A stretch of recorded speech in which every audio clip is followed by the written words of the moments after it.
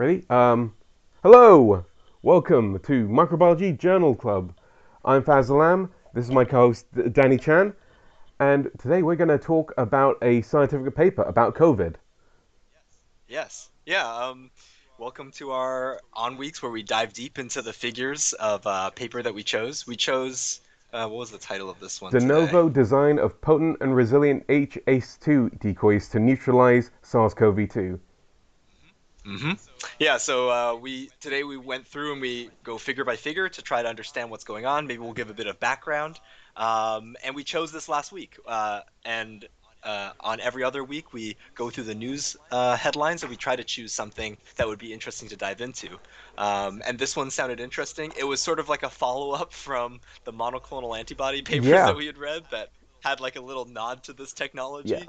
Um, and here they're gonna show us hopefully like a bit of a better outcome than those monoclonal papers showed. Yes, it's an interesting idea because ACE2 is the protein that SARS-CoV-2 binds to in order to get into human cells. So the Yep. basic Receptor, so entry yeah, receptor, I I guess think is a that's good the way right to. way. Entry, it's like the key to the cell that the SARS uses to get in, and Absolutely. so like the idea is that it's the one thing that CARs needs to grab onto in order to get in. So it can mutate in all sorts of other ways. So most other antibodies they hitch to the surface in different areas. I think I'll just pull up the slides because Yeah, yeah, let's pull up the yeah, first. Yeah. because Danny quite helpfully put all these little slides together. So Yeah, this is an interesting. This slide is interesting because it shows us different places on the receptor binding domain that get bound by different molecules. So this is the receptor binding domain, like a 3D model of it, and they put like a dark black line to show you the binding interface of the different monoclonal antibodies as well as ACE2, right? So you can see like the ACE2 binding is right at the top of that molecule. And in this study, they ended up mutating every residue in every amino acid in the receptor binding domain, and they correlate that to either an effect on binding ACE2 or an effect on expression. And so the redder things are is like the more effect something has. And so you can see that like I guess B in the top corner, right? If you're mutating things in the ACE2 binding region, it's going to have an effect on yeah, binding, right? There's a big effect there. And so these other molecules that they're showing, the other dark black lines, those are the monoclonal antibodies, like we talked about when we covered the mm, Regeneron paper. So these are different places that you can bind the receptor binding domain, and you can see that not all of them are affected by like yeah, mutations. Right? There are some places you can make mutations and it won't affect the binding at all. Um, and some places where you do make mutations, it could affect binding. So actually, if if the mutations affect binding of a monoclonal, that's usually not yeah, good, right? That's sort of the opposite of the ACE2. That if you make those mutations in those areas, it means that that therapeutic antibody that you're giving yeah. isn't gonna bind anymore. So yeah, Uh, so I guess the other thing I want to say is that, but also remember that when we talk about vaccines, that's an antibody response that our bodies are making. Those are polyclonal antibodies, right? It's not just hmm, one type of antibody. You get like a whole gamut. Anyways, just to remember. Like, this is very much more of a criticism of monoclonal. Of course, it does give you an idea of possible escape mutants for polyclonal serum as well. But yeah, polyclonal is like more of a mixed bag. This is a more uh, controlled binding. yeah, I think going back to so next slide we're going back to Regeneron because one of the things when they were designing their cocktail was they're thinking about escape mutants and trying to plan their hmm cocktail to get around that for looking. Yes, that's right. Yeah, and so like they basically were able to show that in this what they showed was they could generate those escape mutants just through viral Mm, evolution, right? Like they just put in virus like each well. This is like a chart of like all the different wells mm, they had, or no, I guess they're mapping it onto different yeah, mutations. But they basically take each of these antibodies, the inoculum, and they mix it with virus, and then they kind of passage it over and over again. They sequence what's in the wells, and they find out, oh, the red comes up. Oh, we're getting virus that is Yeah. growing, which shouldn't be possible if the antibody is neutralizing. So it means that there's some mutation, and then you can see on the x-axis here, they mapped it down to the mutation. Oh yeah, there's a cluster. There's different mutation you get in the Mm. spike that allow the escape from these monoclonals. Yeah. So I guess Regeneron's solution was to have a multivalent solution of two different vaccines. So we did talk about this in a lot more detail Yes. previously, but I think Mm-hmm. this slide. Yeah, and that's sort of the last figure. One of the last figures Mm, they showed in that was, oh, well, they have these antibodies, they touch different areas, and they're not overlapping. So let's use them all together. And like, what's the chance of those areas mutating away? yeah. That was one of the thoughts. And then, oh, and then in that paper they showed this is where they did the little nod, right, to the human Yeah. ACE2. They showed like, oh look, like you can add this recombinant ACE2 into it, and it has some neutralization, but it's nowhere near as potent as our monoclonal Yeah. antibodies. So suck at ACE2. Um, but I mean, there is a logic there for using ACE2 because SARS in order to work has to bind ACE2. So Mhm. so if you have something an antibody that has that binding like relationship, then if it evolves out of binding that, then also will theoretically evolve out of binding normal human ACE2, in which case it would just make it a worse like virus. So Exactly. And so like yeah, and really the point that they're making that Hansen was making when they show this figure is just that you need a lot more of this ACE2 hmm, recombinant ACE2 to get any sort of neutralizing effect, right? It's not that it doesn't neutralize, it's just they gave a yeah, lot of it, right, in order to get that neutralization effect. So this group, the paper that we'll discuss today, is basically looking at ways to improve that yeah, technologically, right? Because the logic, as you said, if you evolve away, that's like pretty strong logic, right? Like let's block the thing, right, that doesn't have any theoretically again has like a low theoretical chance of escaping binding, and then maybe we'll make like an interesting yeah. therapeutic. So let's look at the first Yeah, figure. so this is the design strategy. So they what decided to design this protein almost like from scratch, which is, yeah, Totally. which is This is very modern stuff, right? Like designing proteins from scratch. I mean, I'm sure you've heard of it before, but maybe our viewers have heard about like this huge gap of knowledge between sequence and mm, structure.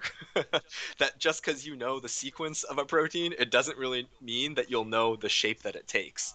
But a lot of work has gone into this field since I've heard about this big gap in knowledge, and I guess we're able to get a little bit close. Um, that's what they're using, de novo computational yeah, design, meaning without any previous information, right? Just saying, make me a protein that looks like this particular shape, right? That fits these yeah. parameters. The simulation and the science of it has really gone on in the last like 5 years. It's really like so. I mean, just looking at this is Yeah. And I expect that that's also because of, there's like a madness about big yeah, data, right? Like, I think people see, like, oh, wow, like, I want to design these things. Of course, we can't really do it well now, but the dream of doing that is very strong in yeah. people. I mean, this is really far out of my expertise. So when researching this, I just googled quite a lot of the techniques they use, and a lot of them were just like from papers published in 2018 or 20 like Mm. 15. There's all this is really new and amazing research. So that's uh, why it's kind Hmm. of exciting to see it applied so quickly. I mean, here they literally list the date when they found when they Yeah, got the protein. when they began their Yeah, journey. so like March 4, I think, and then that's when the first structures were released, and then from there they literally like rolled into action, and that's Right. Well, yeah, they're saying what 70 days later they had their final molecule, right? That we'll learn about how they got yeah, to it. And so I think we were talking about that idea that ACE2 is the entry to the cell, right, or the mm, key to getting inside. So there's a nice schematic here, right? Like um, rationalizing what this inhibitor is doing. It basically blocks all the sites of the spike protein, so it can't use the entry receptor anymore. yeah. Uh, Let's see what. So next slide is so this is where they actually look at the binding. So they took a couple of different structures. They took structures of like SARS-CoV binding to ACE2, Hmm. SARS-CoV-2, and also this chimera of both of them. So old Yeah, school SARS, they all bind to ACE2, and they all bind in slightly different ways, and then they right, right. Yeah, they're trying to build a consensus, right? Um, because this is de novo design, they're trying to they want the mm, constraints, right? They're thinking about this like yeah, engineers, right? Not they're like in your engineering project, what minimum requirements do you have to meet? Well, we need to make sure that we have amino acids in the places that will bind the receptor binding domain. And so they're going to mimic ACE2. And so, yeah, this consensus, what they find, they kind of narrow it down to these three non-contiguous regions, H1, H2, EE3, and H4, yeah, right? So those are parts of the ACE, or yeah, parts of the ACE2 protein that make close contacts with the receptor binding domain.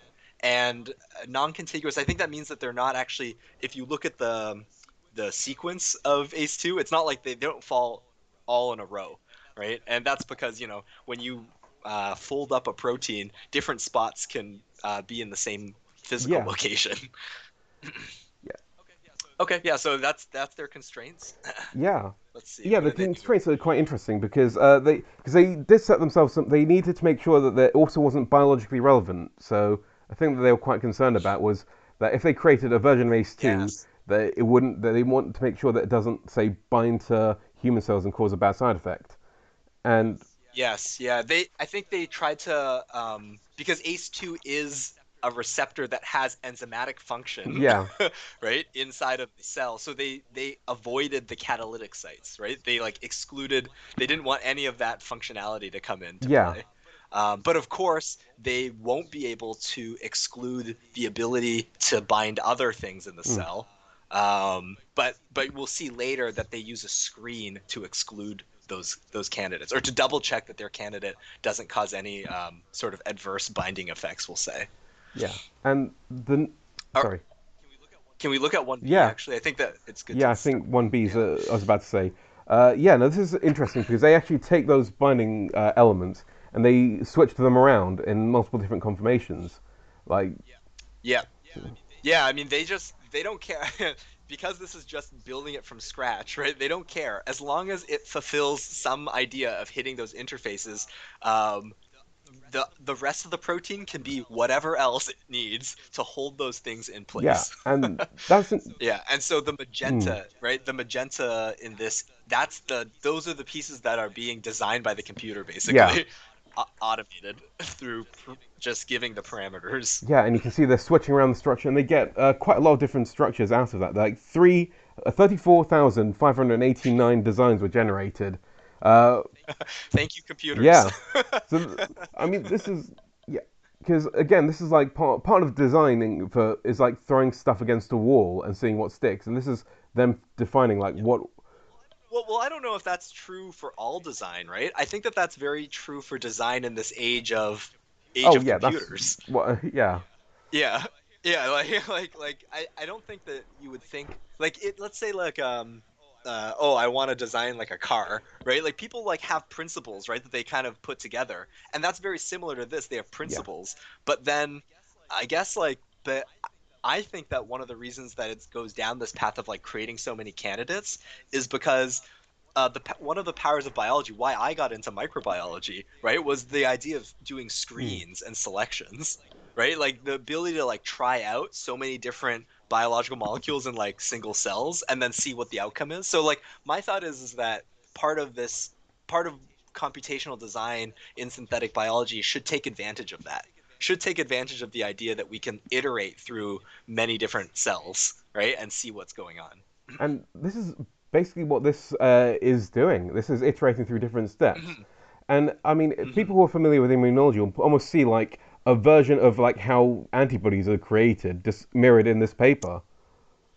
Yes, absolutely. Yeah, I do think that their design process is following like this follows like the thought of evolution, right? It's done in light of with full knowledge of evolution, and like we're going to mimic that sort of natural selection, a selective process to get to something better and better as we move on. And I mean, they even used directed Yeah, evolution at one point the, to this get is closer to their this goal. is an amazing. I mean, this is the challenge of bioengineering because I Hmm. I mean, I'm getting involved with bioengineering a little bit, but finding that mostly it's very frustrating for people because biology works in this sort of manner, and trying to Yes, yeah.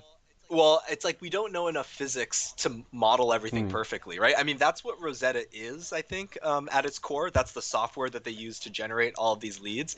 At its core, it's like a modeling. It's like, right, it's trying to take physical principles of amino acids and say, okay, this is valid, yes, this is invalid. And in that space, there's so many possibilities. Like, we think 3,500, right, or 1,000 sounds big, but really that's a very small subset of everything yeah, possible, right, with these molecules. And so, like, this is as close as computers can get us at this point. is 35,000, and then we sort of take over the rest of the process to try to refine that structure. yeah. I mean, Rosetta is like an Yeah, so amazing let's. bit of software that I mean, it's a project that's been going on for a while, and they're still making it better. And Yeah, it's an open yeah, source piece of software as well.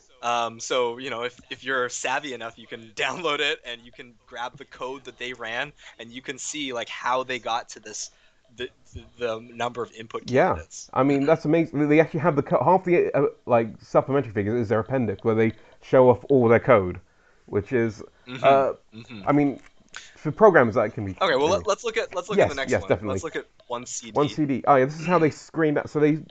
So in this case they screen out candidates. So this is where I was like googling like mad to try and figure out what these things meant because they Oh yeah, I just kind of glazed over. because they use this thing called Rosetta energy units for a couple of these things because they want to find the structures with the lowest energy, and so Mm, computationally they have this come across this concept of the Rosetta energy unit, which doesn't necessarily correlate directly to an actual energy unit because of the way the simulation works, and sure. and then they look for other things like secondary structure prediction, uh, and Yeah. also a number of interface residues, which is like this number of Yep. So that's the binding. That's one of the that's the constraint of yeah, binding. So yeah, all this stuff is going in, and they can categorize everything that comes yeah, out, right? In the 35,000 designs, they can categorize which ones are better with all the different metrics that they have, and then that gives them this 1,099 yeah. designs. I mean, there's all sorts of things that they want to make it as like compact and small and useful as possible. So the void residues is like voids are like areas where there's like gaps or crevices in the protein that aren't doing anything, and also unsaturated Hmm. hydrogen bonds where you got like a hydrogen bond but it's not doing anything. So why have it? So they Right. they've got all sorts of Yeah, and so if you imagine, like, it really is like just like think of a noodle, right? yeah, Like if you think amino acids, right? The sequence when it comes out of a yeah. It's ribosome, like right? It's reading the piece of DNA. Oh, I you have have one. like That's perfect. That's it's like amazing. woo, and then it can fold in all sorts of different ways, but you don't know which way Yeah. until like suddenly you have to find something that's stable. This one is like it's all noodly and weird, but eventually, see if I can fold this quickly, solve this puzzle quickly enough. But then you can get like it form a stable structure like a spring, like that, Yeah, and yeah, that's yeah. that's pretty Yeah, stable and so low energy. that's the problem that they're fundamentally trying to solve here. They don't even know what the noodle is. They're saying they're asking the computer, give me a noodle, right, that will become, right, this very specific shape that we want.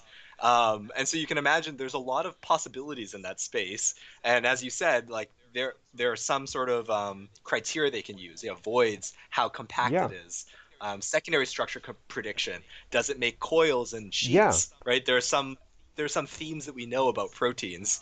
Interface residues, I mean, that's really yeah, important. How close is it touching from the ideal that they define in their constraints? All right, and unsaturated hydrogen bonds, that's like because the noodle isn't just smooth, mm, right? It has tons yeah, of stuff sticking out, and so the idea is that everything that sticks out should be used in yeah, some way. If stuff's sticking out and it's not being used, well, then why is it there, mm, right? Like, you don't want those designs. And they filter that down to just around yeah, 2,000. and and then we go into the next one where they actually put it down to like about 200 after some more filtering, but and then they put into yeast and they create a yeast expression library. If I So did they not? I thought they made the whole 2000 in oh I yeast, and then after yeast they got it down to hold on a minute. 2000. Let's see. See, I thought it was that after 2000 they put it through to D, which is a biased forward. This is forward folding simulation, which is the thing that I had the most trouble. That's when you said Rosetta energy units. It's another computational method to figure out what's not working, what won't Yeah, fold. bias forward folding. It's a really fascinating technique that basically takes instead of modeling the entire molecule at the same time, they take specific parts of it and then look at those fragments, and those are the ones that are supposed to be the most close to what the protein will look like. And therefore, if those don't work, then none of the protein will work anyway. So they have to make sure that the so yeah, this is something that broke my Okay, brain a that lot, but makes sense. Yeah, I guess I missed that. I forgot that D is also a filter step here. yeah, And they're filtering based on, but this is not based on like all the stuff in Rosetta. This is a separate still in thought. Rosetta, but because Rosetta does so much. This is another thing Hmm. they did in Rosetta. Because Hmm. Rosetta, it's amazing. It started off as like how predicting molecules, and then modeling them, and then designing them. It's just expanded. It's fascinating. Um, I see. So after doing bias forward folding, then they get down to the 200 designs that they're going to put into that's yeast. yeah. That was my impression of the paper. I might have Yep, yeah. no, that totally makes sense. I'm seeing in the methods now. This you're correct. Being wrong on the internet is tough. Okay, So I so mean, yeah, I mean, as I said, I kind of just glazed over. I'm yeah, like, they used the program to do it. yeah. No, It's also not really my area. I was like, I didn't care to dive into understanding it exactly what's going it on is in the not my program. area either. I'm perfectly okay with the fact that I've probably made a lot of mistakes in how I've described those models. I've just made my peace with that. Oh, hello, you've done some Okay, programming but stuff. What does that do? okay, well let's go into the yeast then. Yeah, So I guess this also seems more realistic to me, making 200 different expressing 200 things in yeast. Still a lot of stuff to express but in yeah, yeast. it's less of a punishing work schedule. I mean, because Yeah, these guys were working on a very short schedule, and this was like in 70 days. So I mean, so right. to get to here Yeah. is I mean, even running those models can take a long time. I think I had a friend who like Right. broke his graphics card trying to run these kinds of models. So Overheated yeah, the and it graphics was not. card. It was one of those like high-powered gaming computers, so you just think it would work, but no, it's just Mhm. the for loop that never stopped. But uh, Okay, so making things in yeast. This is like, yeast, we use it to make a lot of different things. I'm pretty sure back in the day we called this yeast 2 hybrid. Right? This is basically what they're yeah, doing. This idea that if you yeast is a good platform. It's sort of easy to work with. Biosafety level 1, basically. It makes a lot of different proteins. It's mm, eukaryotic, right? That's probably why they're using it. This is a eukaryotic protein. Make it in a eukaryote, and they're able to do flow yeah, cytometry in order to do screening. So once the yeast makes it on the outside, then they kind of mix it with some receptor binding that they've made it. yeah. And there's two axes, right? They're Mm, looking at binding. That's how much a receptor binding domain sticks. But then they're also looking at how much. I guess they just use an ACE2 antibody on the outside. yeah, I don't yeah. know how they fetch out Oh, that, they but they use like a competition assay with the ACE2. So they've got like the SARS, and when they add the ACE2 into certain concentrations, it stops the SARS from binding. So it makes things a lot less clean the more ACE2 you add. I think that's but that's not the expression RFU axis, right? Because expression RFU, hmm. they're just asking how much of this protein is being made by the yeast. Oh Um, right, yeah, so they that's must have right. Yeah, so they must have a way of So like I the RBD, that's just how much it binds the RBD. Yeast display screening. let me double check this quickly because if I recall correct, because I mean Oh the yeah, first axis A is like where they I think add I think they have a tag that's expressed on the proteins as well, yeah and they're using a tag to pull out the expression amount. Yeah, I think the SARS-CoV-2 RBD has like a 4 on it that makes it fluoresce. Yes. So So that gives you one axis, and then the yeah, other axis I think is the attack. I think it's MIC, the yeah, anti-MIC antibody. yeah. And so like for A, you can see that as you add more SARS-CoV-2, it all ends up in that like top right corner. And Yep. then like with the other one, when it starts off in the top right corner, and then you add as you add more human ACE2, turns into the bottom right corner. So Yes. so it so that sort of shows like the competition between SARS-CoV no wait between the yeast cells and the ACE2. I And the yeast cells and the SARS or the RBD of yeah. SARS. So Yeah, so I mean in this figure they're showing like A is just with the SARS-CoV-2, right? So that's showing binding. But like so it'll go up, right? Things yeah. go up as it binds more. Mm, But things go left and right based on how much of that protein there is. yeah. Yeah. So, right, like you can choose, there's two axes to choose from, right? You can Mm, find things that express well and bind well, right? I mean, I guess that's the mm, ideal, but you can find any variation in between, yeah. is sort of the point here, right? Is you can find any variation in between. And then in B, they're doing more of a direct competition. Mm, So it's not just intrinsic ability to bind, right? But it's also the fact that how can it bind better than just regular ACE2? yeah.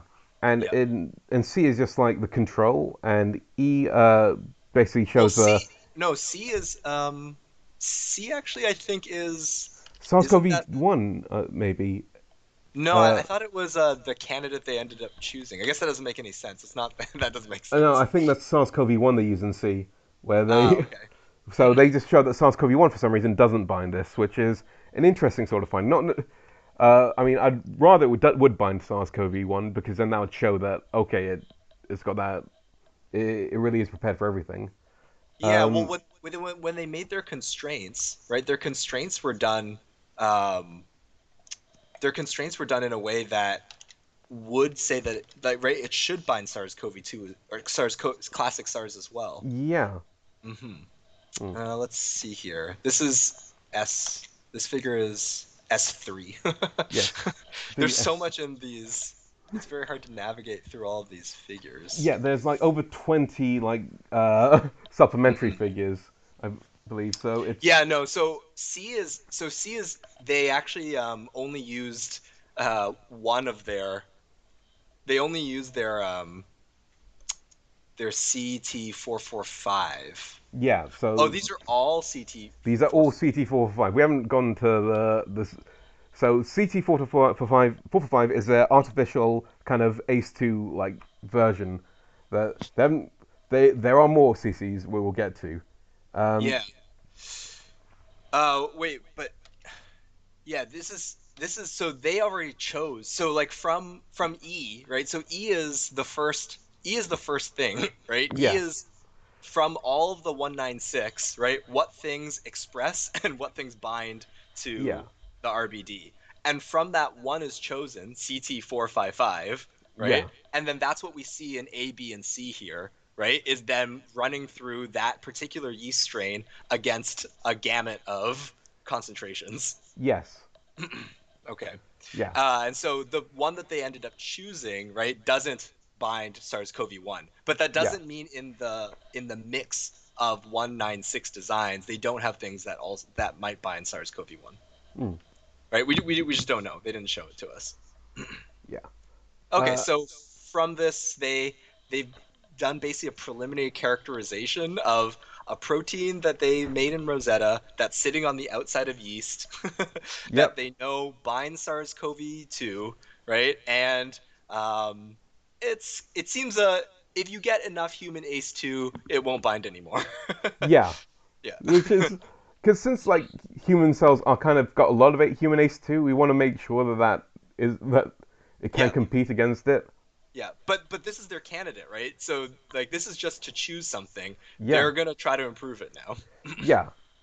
So Okay. moving on to the next slide where we have actually like a picture of their candidate, and um, and they've kind of found that they didn't bind as well as they did wanted to, and they're trying to figure out why. And there's some Mm. chromatography where you just like kind of run it through like a system to see, and they kind of saw that it breaks up a bit.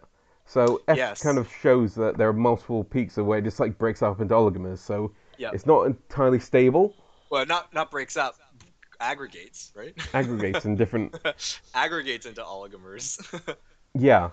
So Yeah, you so get like it's kind of sticky, it sticks to itself, right? Maybe it's not like maybe it gets made and yeah, maybe there are degradation products that kind of bind them all together. yeah. So so then they do directed evolution. So Yeah, well, like, let's look at some of the other. They also do yeah. circular dichroism. So that's like again, Mm. they have many. I think they actually ended up doing dichroism to everything potentially, Yeah. right? To find right like this is ends. This is the one they chose, CTC 445. But really, like some of these tests are easy to do. Like you can run 200 samples over a column and see Mm. which ones are more monomeric than others. You can run 200 samples through circular dichroism and see like how things fold. So like that's like in that test they heat things up. Or so heat is in B, and then A below it they're using a denaturing agent like a salt, right? And Yeah. they're adding something to denature the protein, and they're looking at how it denatures, and basically from that they get a sense of the stability.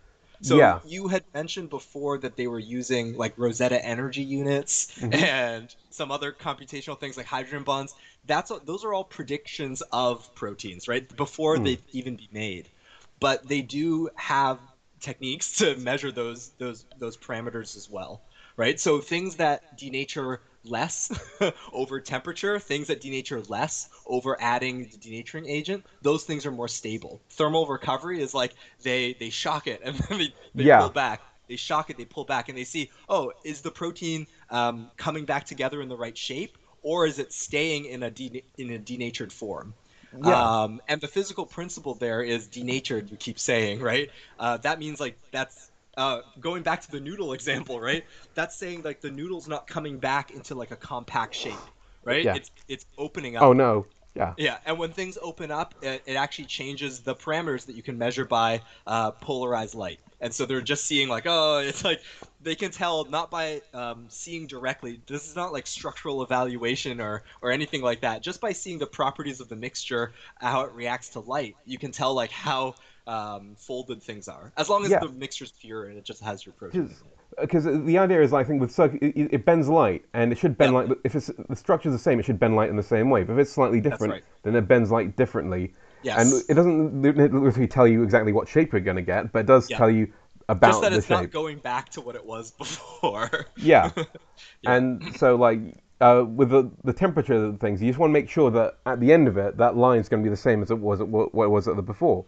Yeah. Um, Yeah, so I think all of this goes into a hypothesis of, well, maybe the reason why it doesn't bind so well, right? Like maybe why ACE2 can compete it off is because it just isn't a good like the protein is still raw. It's just what the computer told us to make, right? Like yeah, we don't have any good physical data, right, um to show us how good the protein is. So then I think this is the good time to transition to say they went into directed evolution to yes, find it can't better proteins. yeah, And and so their directed evolution setup, this won the Nobel. This sort of technique, this sort of workflow, yeah. is the basis of a recent Nobel Prize, right? Maybe last year, I think. Um, they got some information about this. I mean, Uh, they it was phage display, but it was also this type of approach, right? To say, yeah, working from scaffolds, how do you get to better functional proteins?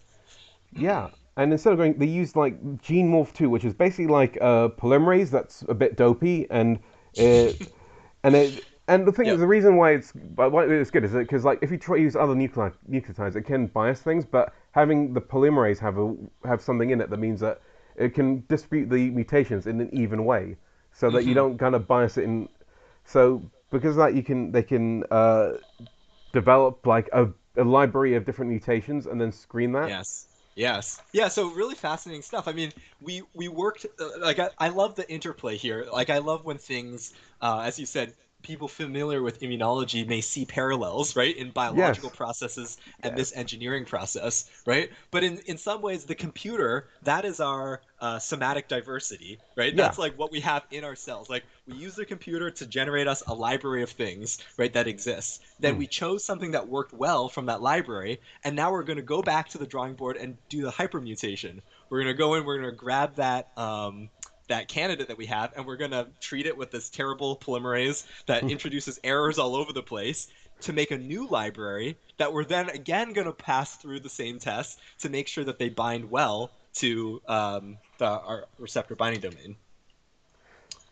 And Yeah. from that, they find a bunch of they do lots. They say they do 6 rounds of cell sorting, right? Yeah. So the idea is that with this mutated pool, they I think they use different amounts of receptor binding domain to try to purify to try to select from this big pool of mutants things that Yeah. bind better. So this is facts, right? They're doing cell sorting, and then they take out that little group, they grow it up, and they fax it again. But now Yeah. with a different concentration of receptor binding domain, I think they lower the Yeah, concentration they every ramp time. it down, so they're almost competing for for. It's like Yes, musical chairs, where the best like one has to sit down and get it. So until you absolutely. left, so Until rather, you're left with what's the best. They do that and they sequence that, right? yeah, And from that sequence, they actually find, oh, there's mutations all over the place. So yeah, this is where the rational selection comes in. So then the human brain comes in, they're like, okay, let's choose from that pool of mutations things that, don't affect. Again, this is just from the principles of what they know about the protein, right? That like, oh, this one looks like it's in the binding area, right? That would bring things closer. This thing looks like it's maybe it's going to help hold the protein together, so let's use that one. And they just mix a bunch of them together. 5, I think, is what they ended up mixing together, yeah, right? And then they make those mutations. So this is just from the engineering standpoint now. They make those mutations in the candidate mm, and they test that candidate. That is CTC 445.2. yes, So that and contains 5 of the mutations that they found in directed evolution. they actually, I mean, on this slide, they put that through the test as well, and so Yeah, and it that's looks better. It's more yeah, monomeric. That means it's more stable. It's not being like it's not aggregating just by itself. yeah, It doesn't by circular dichroism, right? It doesn't break apart as much during temperature. Doesn't yeah, break apart during much as with the glutathione, the denaturing agent. And I don't know. I actually think that the time it's like the thermal recovery graph that looks a little bit messy. it But they looks. say that it looks fine, the same. Well, yeah, because the thing is like that. The blue line isn't like an up or down thing. It's like was it barycentric mean of like all the fluorescence. So they take a Mhm. fluorescence profile and then boil it down to one number, and so that can Right. go up and down depending on how. But the thing that you want to be looking out for is whether it stays the same afterwards. So I mean, it seems Right. like the biggest flip in structure seems Ah, to happen at around yes. 95 when they ramp up to 95, and then that's when it Yep. changes. But then after that, everything before that is a very like small kind of change in structure. Yeah. So, yeah, Yeah, I guess that's probably how people are used to seeing the data because you want to see like what temperature cycles they're using. But like yeah, I would have like some maybe there's just a better way to show that data like with like a descriptive number or something to show because like really yeah you want to see that it come back to the line that it was before, right? Like it deviates during the temperature, but then it has to come back to the baseline. yeah. I mean, even so, the deviation between during the temperature can also tell you a lot as well. So the fact that Right. it's even if it's deviating in in a weirdly the wrong direction, it's still not as much of a deviation compared to the previous one. Yes, I see what you're saying. Agreed. Agreed. So yeah, it only really flips when you put up to the highest temperature, which is going, I think 95 in this one. That's when it starts to go all super Right. noodly. Right. Right. Okay. Yeah, So they found a better candidate, and they yeah, can run it through some other tests to also show that it's better, right? So in the next figure 2C, yep, they're gonna actually just do the binding tests with SARS-CoV-2 receptor binding domain, both in CoV-1 and CoV-2. It's better, right? You can yeah. see It's better. uh, with less concentration, right? You get response, and they can Yeah, calculate the KD. Those are binding coefficients. mm. Yeah, The smaller the binding coefficient, the less amount of something that you need to make the The the binding happened. The yeah, the so bound molecule, right? It's a yeah, it's a ratio. It's a ratio between bound and unbound. yeah. I mean, if yeah, that's basically right. Yeah, Yeah, that's kind of like the way to think about it. yeah. I was about to pull out a really terrible analogy. Do you want to hear it? Sure, yeah, yeah. Try it Yeah, out. no, Make it. sure. It's like if you have one person and if you have like three people and they get three partners at a dance party, that's fine. If you get one person who gets three partners at a dance party, they're really popular. That kind of thing. Like, and you want the Absolutely. receptor that's most popular, and so you want the one that's so the less people who can get the most partners, the better. So you want the Fonz of ACE2 inhibitors. So it's Exactly. Exactly. Okay, and oh, so then they do some just some sequence gazing to try to understand like what have they made through yeah, this process. What's happened? yeah. They try to compare it to the original version of ACE2, and Mhm. yeah, I And they find out that I think to me the clearest the thing that I understand most is looking at C, right? yeah. Because they have I think orange is what are the colors? Oh, the gray is the original, right? Yep. Gray is the original ACE2, and then the green is the green or orange is the mutant form that they've made, and then magenta is the receptor binding domain. Mm. And so you can see that if you look at just like the amino acid identity between orange and gray, it's often the same, right? Mm. Like where you have a histidine, you have a histidine, right? Where you have a aspartic acid, you have aspartic acid. But the numbers are different, meaning the position on the chain has changed, right? It Yeah. means maybe, because again, the computer just made this for us. Yeah. Like it doesn't mean that things have to match up. Structurally, everything's in a place, maybe even closer to the receptor binding domain than it was before. But yeah, everything else is out the window. And that's presumably also, and I don't really understand it, but it's presumably mirrored in A and B as well, where they looked at Yeah. like the alignment between the two. They're saying that I don't know if you understand better than me, but my takeaway was that they don't really align that well. Like all these other Yeah. dots are random proteins, and so if nothing splits off from the pack, then it means that there's no more similarity between the protein that we made that with other random proteins to ACE2. Yeah. This graph really lost me. I have no idea what this. Oh, okay, I. okay. I. That's my understanding. So like every dot is like an alignment between ACE2 and something. Yeah. No. That um, that makes sense. That's. or sorry, between our protein and something. ACE2 is in the mix, right? And so when you align them all together, they're all kind of the same. Only with this MICAN rewiring reverse do you see that, oh, it is a bit more similar to ACE2. And that's more based on structure than it is primary sequence. Yeah.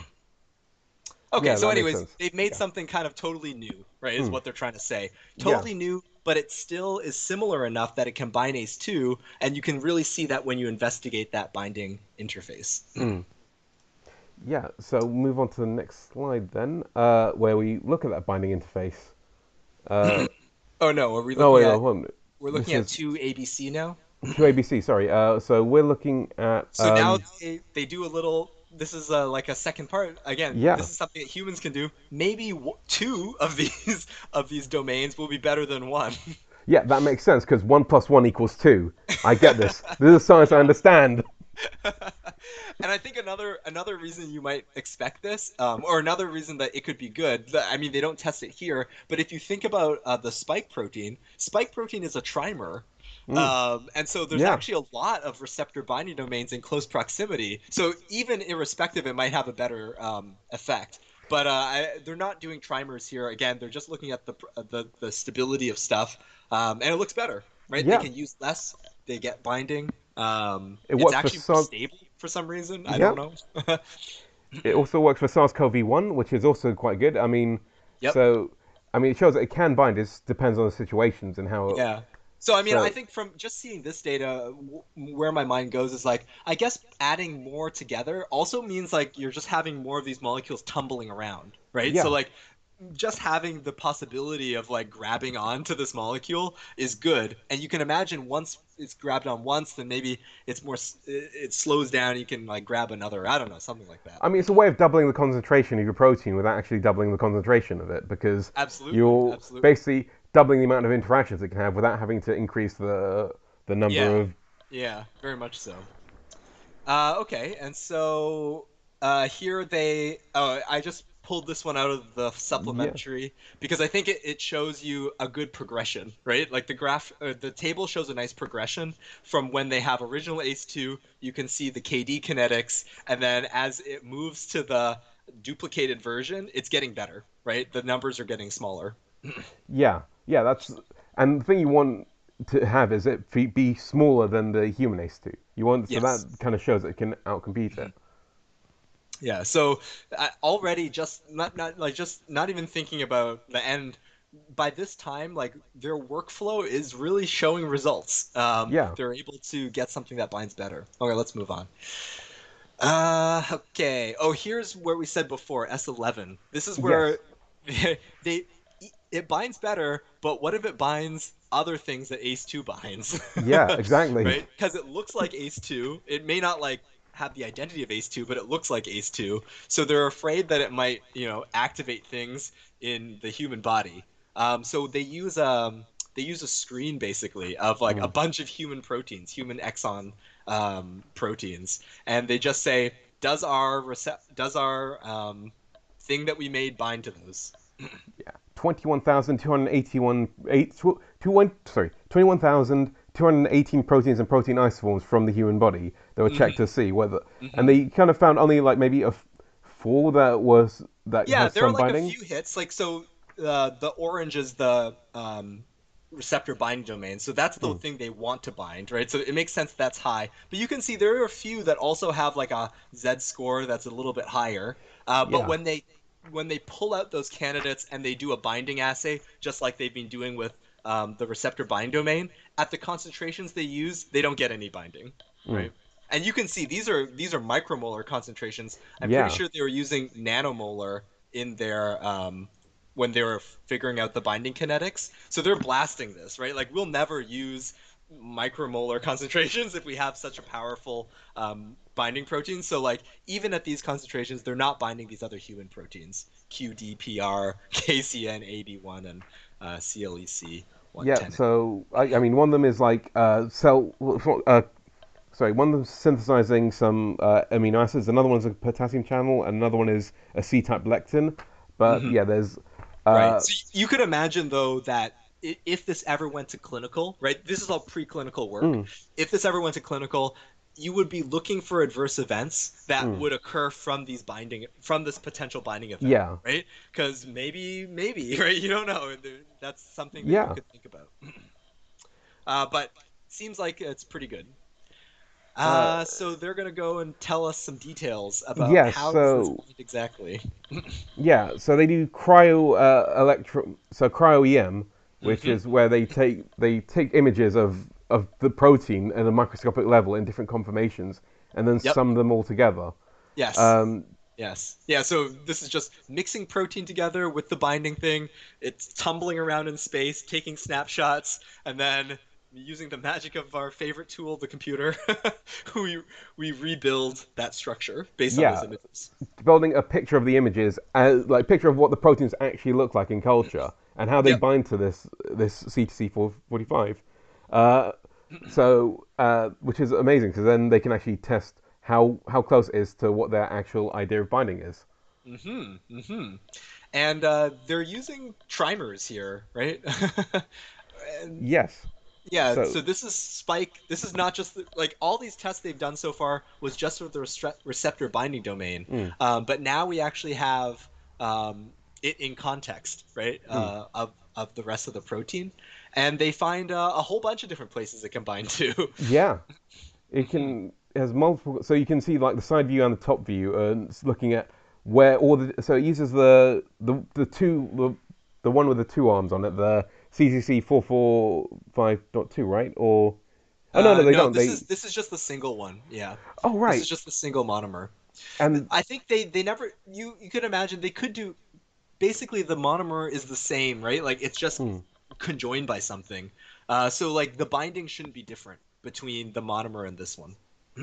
But yeah, Or this is sorry, the sorry, sorry. with the binding shouldn't be the same between the dimer and this one. Yeah. Because it is interesting how they pick up so many, like, because I was fooled because multiple monomers bind to the different parts of it. Yes, yes, yes. But I think that also gives you an idea that like in vivo, when you have spike trimers, once one monomer binds, the other one will be in close proximity to take another binding site. Yeah, So that's like a really promising thing, right? Right? To see that these monomers can just coat the RBDs of the spike, no matter what conformation that RBD is in, um, is like very, very nice to say that that's probably a good reason why the dimer will work better. yeah, and And so so we got a whole bunch of slides of the CryoEM. We've talked about CryoEM a little bit before, right? yeah, On how it is. This is all those slides. This is all the stuff that if we were CryoEM experts, we would want to be seeing to validate that they did their CryoEM correctly, yeah, right? Looking at the resolution of the structure, looking at the correlation to the model, right? Like that's some of the stuff that we're yeah. seeing here. And they're basically seeing like four different like forms of the structure. I mean, we saw those before in more detail, but this kind of shows you how they arrived at that. So that graph in the Yeah. corner kind of shows the Fourier shell correlation, which again is Hmm. a very complicated thing, but it's a way of measuring 3D volumes and Hmm. checking and making them and looking to see distinct structures. Yeah. So like Yeah, to if make sure that you're because like they're look like you can see in B, the computer that's the those are the images that go into the computer, yeah. right? And from that, the computer has to be able to turn that into a 3D structure of what's happening. Mm. And so you can imagine we can predict what the thing could be, and then we want to see the alignment between the prediction and the model that's being generated by the data. Yeah, and they find that the monomer binds almost like in four different conformations to so Yeah. the spike protein, and they Yeah. talk about In up and down. Yeah, relative similar proportions as well. yeah, Uh, mhm. And we've talked about that before when we talked about the D614 mutation, right? The mm, receptor binding domain, it's kind of on a hinge, yeah, right? And it can flip up and out and different ways. So you can imagine that, the proteins are breathing sort of naturally. Some of them fall into this conformation or others. And so all we're seeing is that the decoy that we made can lock on. Doesn't matter where that RBD is in, it can lock on to it, no matter if it's breathing open or closed. yeah. And then so figure S13 is like even more of this. I was gonna I was gonna read more to try to explain this to you guys, but I didn't end up getting Okay, around to right. it. So Uh, this heat map is because I mean I work in like computer vision a little bit, not uh-huh. enough to understand how it works, uh, but I work with people who understand it. And this is basically like looking so the azimuth and so if you're in astronomy, you probably know like the terms of that they use on like azimuth and like elevation, which this is basically like trying to correlate the angles and orientations of the uh, different types of. Let me see. I'm just looking through my notes because I know I wrote down a lot about this, but like, oh yeah, yeah.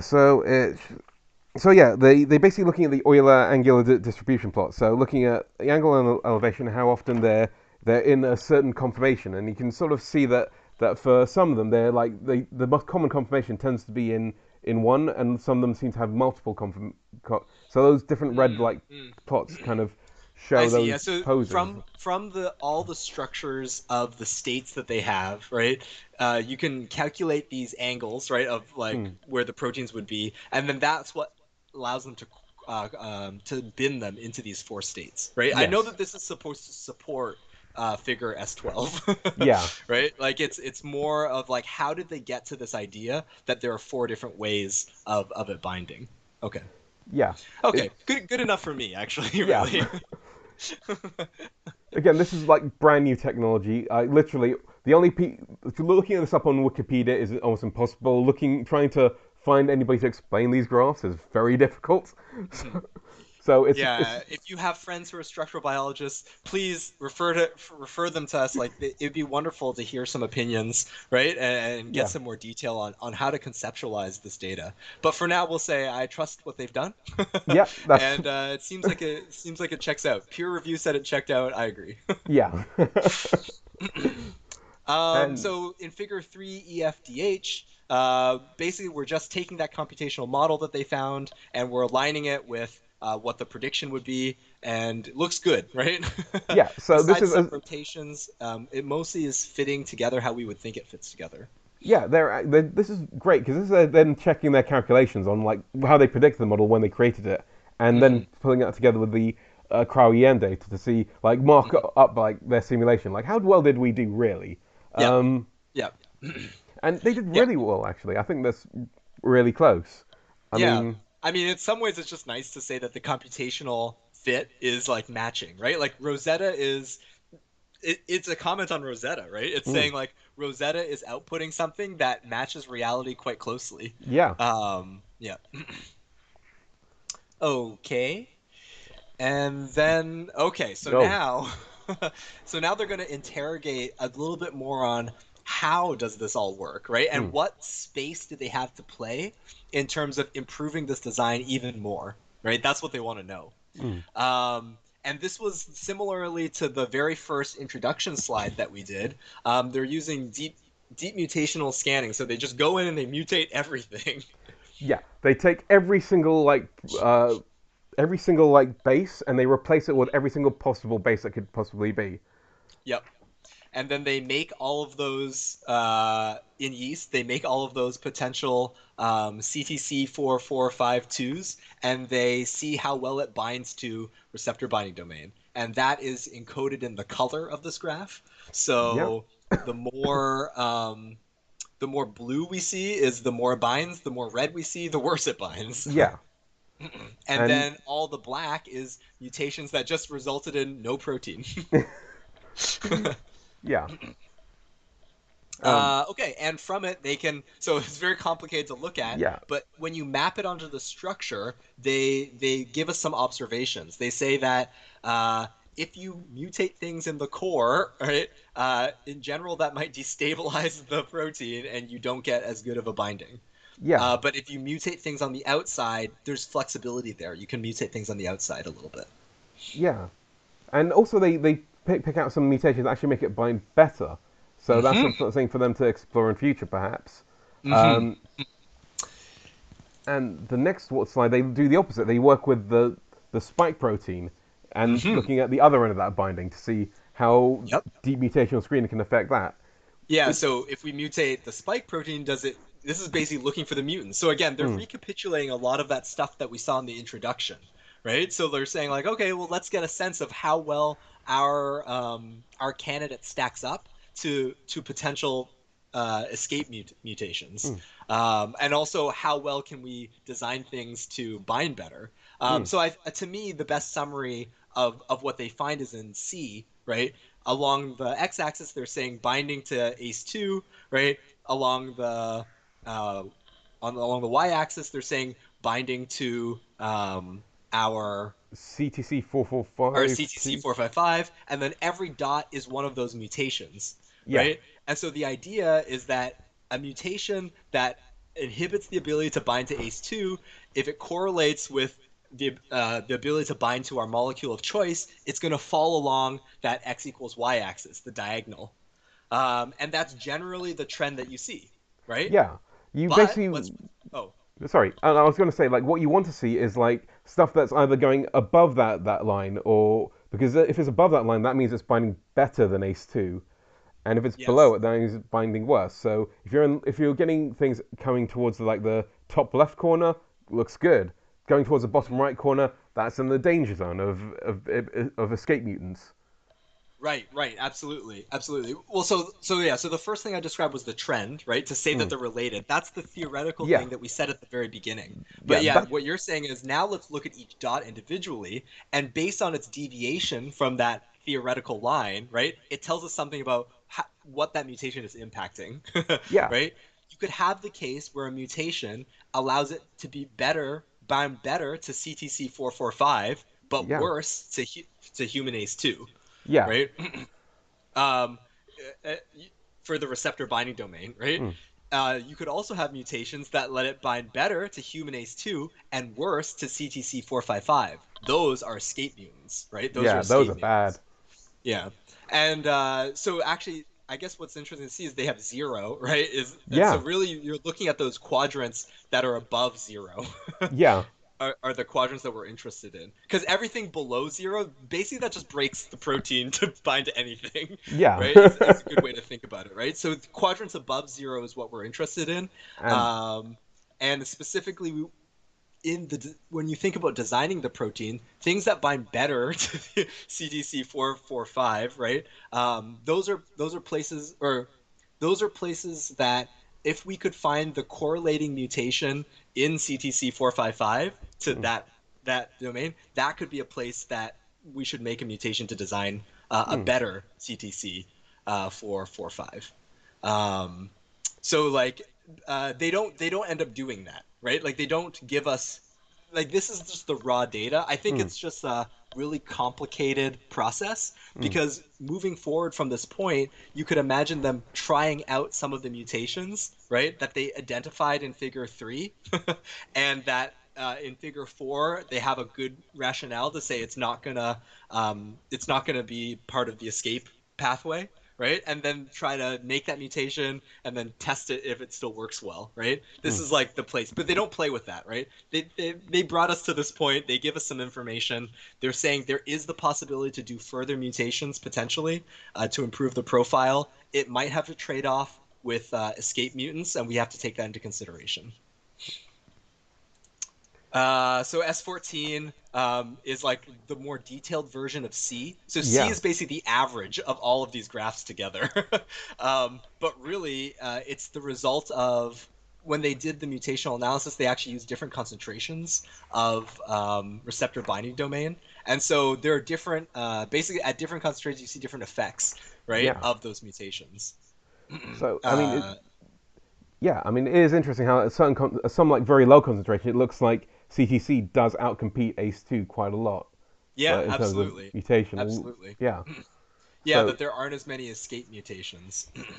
yeah, it's yeah, that's a really important finding.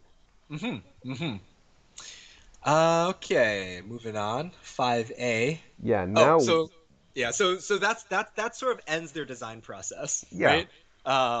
So what they did was they showed us a great workflow on from how to move from computers, right, into yeast, right, and then into directed evolution, and then output something really great, and then they validated the candidate that they had, right, to show that there's still space to make improvements, but it's going to take longer than 70 days to go through that process, and that's just a potential.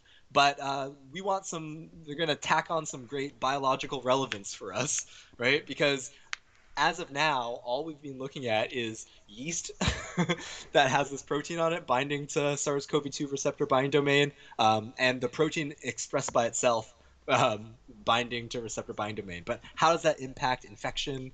How does that impact the living organisms that we see? Yeah, and we take it into our good old friend Vero cells hmm to test out. See, first we want to make sure that the cells are viable, that we're not accidentally like affecting the viability with this treatment. Yeah, yeah. That's a toxicity. Those are like early toxicity studies, Yep. basically. Seems like you can load them up, and still looks like the cells are pretty healthy. Yeah, you can load up quite high, and also there's some like stuff looking at like treating them briefly, like looking at providing the CTC 4452 at like early stages or like afterwards, or even just Yeah. throughout, hmm and looking at the hmm different concentrations that. Yeah. And actually, it's pretty cool. Like, Hmm, post-infection only, it actually works, right? yeah, In this circumstance, that's very promising. That's a very interesting. This is not a remdesivir sort of profile. yeah. I mean, it's weird because it almost looks like the pre-infection does worse than like post-infection. Yes. Yes. So that is Well, it's an it's pre-infection only, right? So yeah, like, I guess that's like, is it possible that's prophylactic, that it would just like coat all the particles before they get in? But the issue is once one gets in and and they replicate, then you need an amount to Yeah, soak up the viral particles. Yeah. yeah. So they find the best is like soaking them throughout. Yeah, I mean, of course. But yeah, of course. And then the next Okay. they look at ACE2 inhibition and Mhm. activity. Does like this actually have an effect on ACE2? It can bind. It looks similar to it. It can bind in the Yep. same way, but does it cause the same sort Yeah. of downstream So in activity? this assay, they have a substrate of ACE2, right? It would be processed by ACE2 and it would create a signal. Mm-hmm. Um, and so when you add the ACE2 inhibitor, of course, it decreases the signal. That's the positive control. Mm-hmm. And you can see that with the two candidates, CCC445s, nothing, no decrease in the activity. So this is Yeah. good. Again, this is like a toxicity study in some Mm. ways, right? Preclinical toxicity. Doesn't seem like it's toxic. Yeah.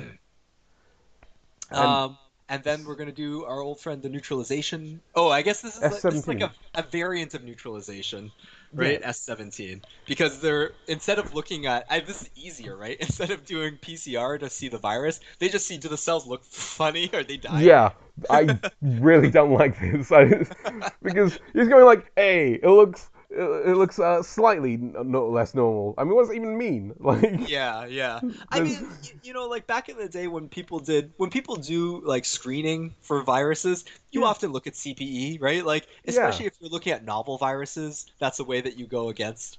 You can do it. But of course, we know what this virus is. We even in this experimental system, they put the virus in. So like they can measure it without looking at the pathology of the cells. They can measure it directly. yeah. So I mean, I'm not sure. I mean, it wasn't really clear because it just basically looks like they got someone in front of a microscope and go like, "Oh yeah, there's I think time. I think to me they did it because like if you look at yeah, figure S18, then they do it with RT-PCR, yeah, that's true." right? And So like I think to me it's just this is in the supplement. They did it as like a one-off experiment just to see if it had an effect, and then later they're like, well, we should probably do the RNA too, and so they did it. yeah, that basically screams a reviewer made us do it. Like, I but actually what? don't think it's a reviewer made us do it. I think that it's something easy you can do in the lab.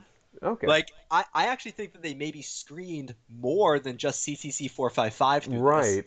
right? Like, I think Oh, that like they maybe had a bunch of different candidates, right? Because they only show us the end story where they're like, yeah. we did it, we found the one. But like at that screening step, they could have done a whole bunch of these cytopathic effect assays, right? Actually, yeah, I think that I mean some things that will come later in the paper will definitely bear out that idea that were Mhm. doing a lot more than they're showing. I Yeah, think. exactly, exactly. Which, I mean, we haven't done a plug for this in a while, right? But like, this is why like it's great to show more data, right? Like, there's a good push to say publish everything you have, Mm. right? Like because that could give us leads to do other studies, but it could be that they want to follow up, right, on the things that they're looking at. Yeah, I mean, one of the people is one of the publish. The first author is from a company, Mm. right? So like right like this is done in collaboration with someone who wants to make money off of this. And so of course like maybe they have other leads they want to develop. They don't want to spill all the beans. Yeah. Um, but they show us a lot. They show us enough to make me pretty confident that this is a good approach, right? So I'm feeling good. As an investor, I'd feel really good. Okay, so S18 they sort of redo it with the RNA. So this is we're Yeah. seeing a bit better. And again, you really see that effect where that post-infection only does work, right? Yeah. And so again, that bears out really nicely for potential in human therapeutics. Yeah. Uh, so next one they move it into mice where they do pharmacokinetics where they where 5B. yeah. So you put this drug into a mouse. Like how long does it stay there for? What does the body do to it? How long does it take for the body to break it down? Hmm. And they find like in like the lungs it stays on for quite a long time. It stays for about 24 hours, and Yep. like and the nose and like the other areas it tends to be like a lot lower. So nose tends to be about like less than 12 hours, Yeah, and absolutely. yeah, plasma So very yeah, short. really good. Like Yeah, I like this. It's like a nice little preclinical like toxicity study. Where yeah, there's toxicity and then there's also pharmacokinetics. And that's going to inform them to then also look at some preclinical efficacy mm, in 5C, where they challenge Syrian hamsters. yeah. So Syrian hamsters, as we've explored before, are vulnerable to SARS-CoV-2, and they expose them to this drug, and then they find that the the control animals that were like disinfected with SARS pretty much all Mhm. died, Yep. and these animals survived.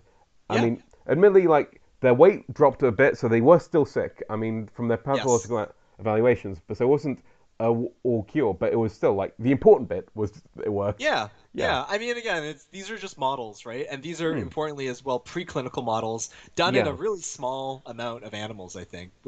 Oh, they don't have Yeah. the end over here, but it wasn't a lot, right? And like it bears repeating. But I think this is just the little efficacy thing they tacked onto the end. I Hmm. think at the end of the day, when I see this paper, I see like more the story of the design of all of this, Yeah. right? And they even want to position it as something that is a rapid process, right? That Yeah. like it's a really interesting way of thinking about a therapeutic that from a theoretical standpoint, and also then bared out in the data when they do the receptor binding domain mutations, um, the efficacy is fundamentally bound to the function Hmm. um, of the receptor binding domain, right? That like if the receptor binding domain wants to mutate away from binding to this decoy, it's Hmm. also going to mutate away from binding to um, the its entry receptor. Yeah. Uh,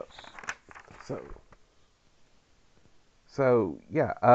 They also tag on Yeah, a so few extra things. they give us some other future Yeah. directions, I guess. There's like a to be continued on this paper. Yep. So they do the triple version of SARS-CoV-2. Sorry, not SARS-CoV-2. CTC445, Yep. where it's a trimer, and they find that it binds even better. So it's Yeah. and it works because like since the SARS spike protein is also a trimer, it's like almost like it fits perfectly. hmm Um, and And it's then in S21, some of those mutations that they had identified in their screening, they make, and they yeah, also find that it gives them a better profile. yeah. Um, So yeah, that's so it. there's lots of things that can be done, right? Is Yeah. basically what they're saying. You can imagine, like, if you remember when we talked about the Pfizer vaccine, right? Hmm. BCB, they had like three candidates that they passed through phase one, right? Yeah. So you can imagine that with all of these techniques that they have at their disposal, they could potentially create a set of candidates that could move into, right? That could move into animal studies, and then from those animal studies move into phase one, right? Yeah. That's the idea. That there's different things that they would want to try out. Yeah. And I think that's all of them. So Yeah. yeah. How do you feel? How do you feel about the paper? I mean, What did we learn? I learned a lot of stuff that I didn't know, and I learned there's a lot more that I even don't know. But it's actually like the design process is really interesting, and Mhm. there's a lot to learn about. I mean, there's a whole aspect of physics, data science that in microbiology that I really need to bone up on. I think because that's going to become more important. I feel in the future. Yeah, absolutely. Like, if we want to be critical, yeah, I mean, I Mhm. totally glazed over. You did so much more reading on that than I did. But like, yeah, if we want to be able to criticize, right, these Mm. techniques, right, like if we want to throw up instead of throwing up some of these figures, if we want to throw up the code, right, and talk about like, oh, it's interesting they made this choice. There's a lot more, right? Yeah. There's space to do a lot more learning. And I mean, that was a trend like coming out of grad school. I Mm. felt right that like there's a real place for computational experts who have knowledge of the biology, right? To bring us some understanding of what's going on, right? Because you can't do them in a vacuum.